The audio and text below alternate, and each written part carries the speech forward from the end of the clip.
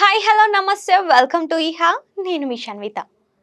Mahesh Rajamouli combo cinema భారతీయ cinema చరిత్రలో అత్యంత భారీ బడ్జెట్ తో తెరకెక్కుతున్న సంగతి తెలిసిందే. ఈ సినిమా 1000 కోట్ల రూపాయల బడ్జెట్ తో తెరకెక్కుతుండగా 2027 సంవత్సరంలో ఈ సినిమా విడుదలయ్యే అవకాశాలు అయితే ఉన్నాయి. అయితే విజయేంద్ర ప్రసాద్ ఈ సినిమా గురించి మాట్లాడుతూ మరోసారి ఆసక్తికర వ్యాఖ్యలు చేయగా ఆ కామెంట్స్ హాట్ టాపిక్ గా అవుతున్నాయి. ఈ సినిమా పూర్తి స్థాయిలో అడ్వెంచర్ బ్యాక్ డ్రాప్ లో తెరకెక్కుతుందని ఆయన అన్నారు.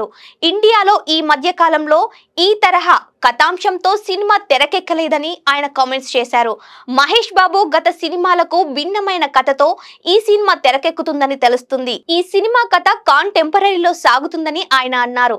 ఈ సినిమా కథ విషయంలో చాలా కసరత్తు చేశానని విజయేంద్ర పేర్కొన్నారు. ఈ సినిమా సరికొత్త అడ్వెంచర్ అనుభవాన్ని అందిస్తుందని ఆయన వెల్లడించారు. విజయేంద్ర ప్రసాద్ ఈ సినిమా బాహుబలి 2ను మించి హిట్ అవుతుందని చెప్పకనే చెప్పేశారు. మహేష్ కు జోడీగా ప్రియాంక చోప్రా ఈ సినిమాలో నటిస్తుండగా వీళ్ళిద్దరి మధ్య ఏజ్ గ్యాప్ తక్కువనే సంగతి తెలిసిందే. మహేష్ ఈ సినిమాకు 100 కోట్ల రూపాయలు రెమ్యునరేషన్ అందుకున్నట్లు తెలుస్తుంది. మహేష్ రాజమౌళి కాంబో మూవీకి సంబంధించిన అధికారిక అప్డేట్స్ కోసం ఫ్యాన్స్ ఆసక్తిగా ఎదురు చూస్తున్నారు. ఈ సినిమా కోసం టాప్ టెక్నీషియన్స్ పనిచేస్తున్నారు. Mahesh Jakkanna combo movie visual wonder అని ఈ సినిమా బాక్స్ ఆఫీస్ వద్ద అద్భుతాలు చేయడం పక్కా అని తెలుస్తుంది.